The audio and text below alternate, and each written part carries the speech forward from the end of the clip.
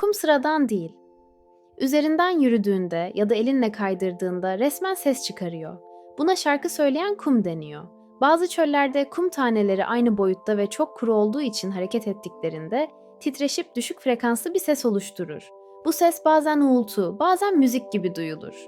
Doğa sessiz sandığımız şeylere bile ses vermiş.